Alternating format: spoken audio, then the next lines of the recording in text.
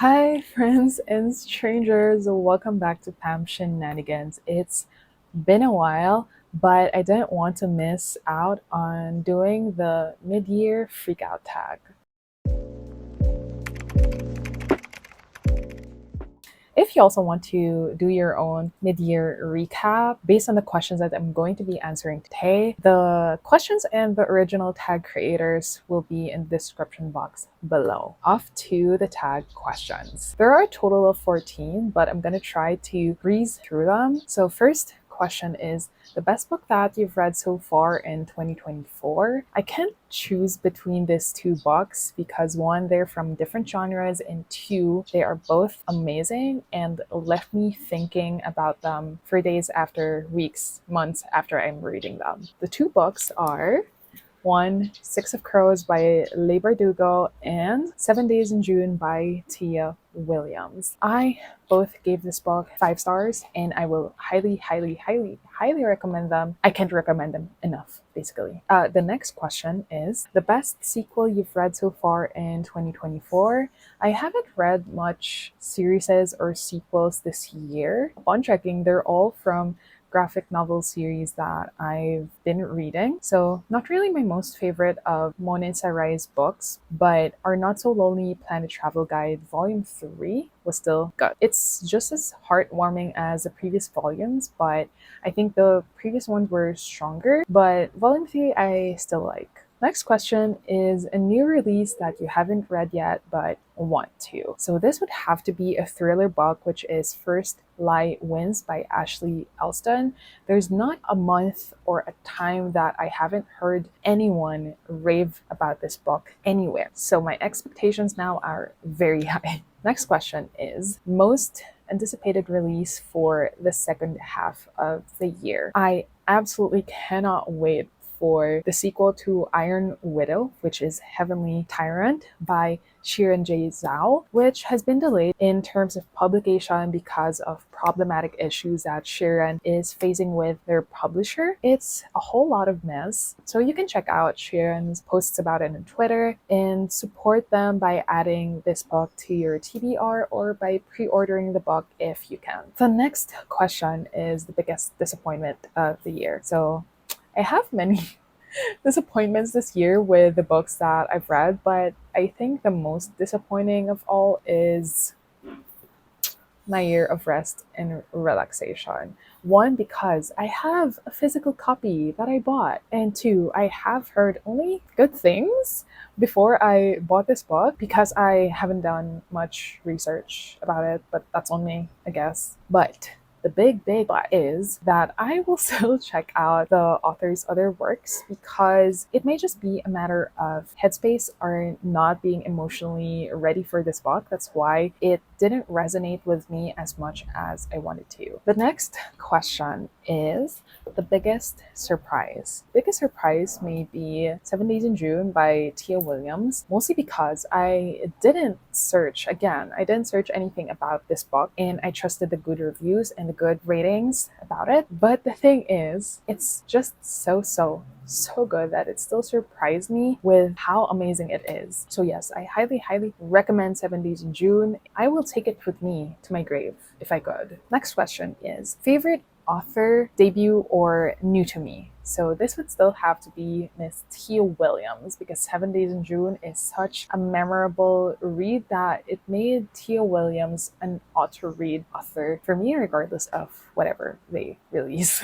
Next question is newest fictional crush. I surprisingly do not have an entry for this one this year, so moving on.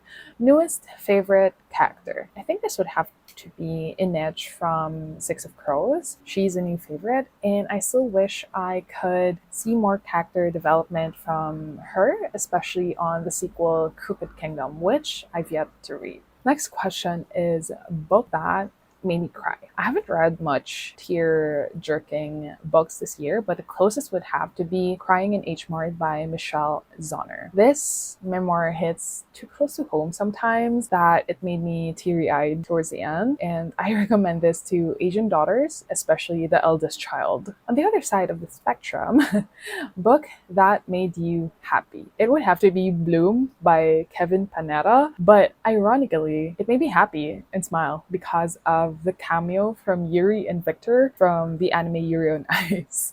So I still like the graphic novel though, but it was that cameo that sealed it for me. If you haven't watched Yuri on Ice yet, why the fuck not? You have to get on it ASAP. Next question is the most beautiful book that you've bought so far this year. Fortunately, I haven't bought that much books this year except for the 13 books that I bought last February because it was my birthday month. But this book isn't a purchase because this was given to me by Fully Booked when I attended their event months ago. So I picked it from the pile of books that we can get. This gorgeous book is by Gina Chung and it's Green Frog, which is a short story collection. So I haven't gotten around to reading it yet, but I'm looking forward to picking it up very soon. Second to the last question is best book to film adaptation that you've seen this year. I don't think I've watched much or any adaptation this year so far, but something that I wanted to watch for so long is the Bridgerton series on Netflix. But do let me know if I could get on the series or I have to read the books first. But usually I'm kind of like a completionist that I almost always want to read the books first before I see the film or TV show adaptation. So yeah, let me know. The last question would be, what books do you need to read by the end of the year? These are just some, but I really want to read The Historical Girls of St. Bernadette's by Hannah Alkaf. So I got an e-arc for this one and I have to read it before it gets released. Side note though, you all have to read The Girl and the Ghost, also by Hannah Alkaf. One of the best like middle grade books out there, definitely. Next book that I want to read this year is The Age of Magical Overthinking by Amanda Mortal. Next one is Annie Bought by Sierra Greer. So I also have been seeing this around lately and mostly positive things are what I'm seeing. So also excited to read this one. Next one is Magnolia Wo Unfolds It All by Chanel Miller. It was only recently that I found out that Chanel wrote a graphic novel. So if you don't know yet, Chanel Miller is the one who wrote Know My Name, which is a very heartbreaking and anger-inducing memoir that you also have to read. I checked this book out and I think Chanel also did the illustrations for this one, which is surprising to me, but also not because I know she's very talented. I'm looking forward to reading this one. I think it was from Kat on the Jellicoe Road that I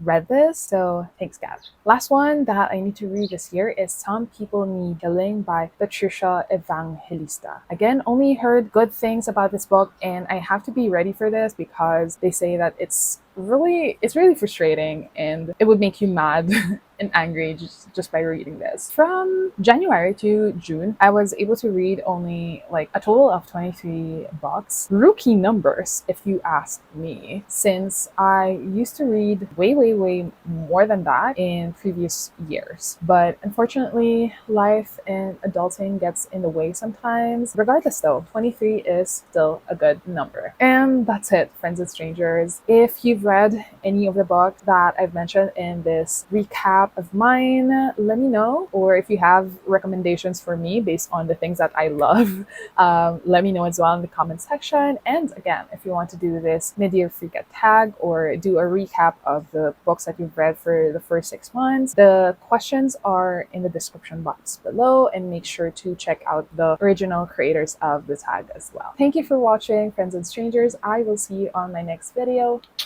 Bye bye.